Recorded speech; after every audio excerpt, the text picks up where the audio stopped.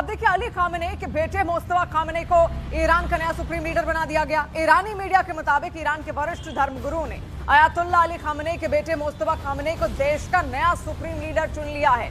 और यह फैसला ऐसे समय में लिया गया जब पूरे मिडिल ईस्ट में हमलों का सिलसिला लगातार जारी है और हालात लगातार बिगड़ते दिख रहे हैं। और चुनिंदा उच्च स्तरीय धर्मगुरुओं की परिषद ने मुस्तफा खामेनेई को उत्तराधिकारी के तौर पर उनका ऐलान कर दिया है। तस्वीर आप जो देख रहे हैं, खामेनेई के बेटे हैं मुस्तफा खामेनेई। देखिए, खामेनेई के 6 बच्चे थे, जिनमें उनके 4 बेटे थे और 2 लड़कियां थी, जिसमें एक बेटा और एक बेटी की मौत भी यहां पर निकलकर सामने आई। लेकिन ये जो तस्वीर आप देख रहे हैं मुस्तफा खामेनेई की है।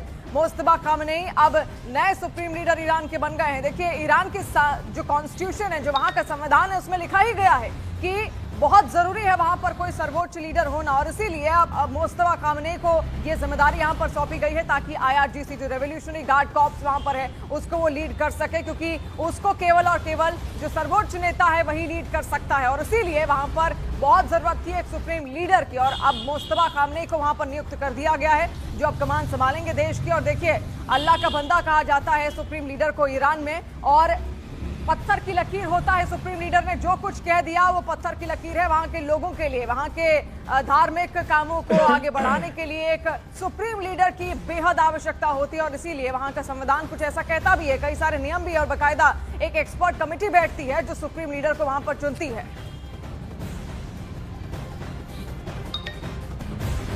और अब देखिए, ये तस्वीर आप देखिए, 4 अलग अलग तस्वीरें हम आपको यहां पर दिखा रहे हैं। ये उस दौरान की तस्वीरें भी है जब प्रदर्शन लगातार यहां पर हुआ था। खामेनेई को एक तबका ऐसा भी था ईरान में जो बिल्कुल पसंद नहीं करता था, और वो तबका था युवाओं का। खास तौर पर जो नई पीढ़ी थी वो खामेनेई को पसंद नहीं करती थी।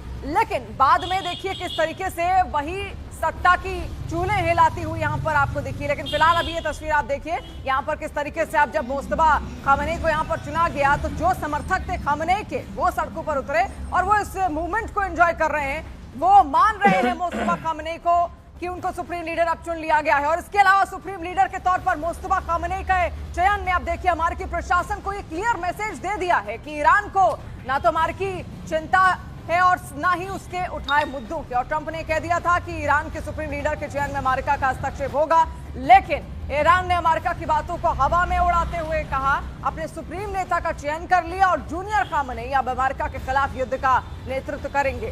तो एक तरीके से सीधा ये चैलेंज अमेरिका को भी यहाँ पर है, सीधी चुनौती है अमेरिका को भी यहाँ पर है कि कुछ भी हो जाए ईरान झुकने वाला नहीं। ईरान ने स्पष्ट करने की कोशिश की और इसीलिए इतने युद्धों के हालात में भी सुप्रीम लीडर का चयन वहां पर किया गया। अब देखिए, ईरान में सुप्रीम लीडर को असेंबली ऑफ एक्सपर्ट्स चुनती है। यह 88 सदस्यों वाली धार्मिक संस्था है। इसके सदस्य का चुनाव जनता करती है और हर 8 साल में चुनावी प्रक्रिया संचालित होती है।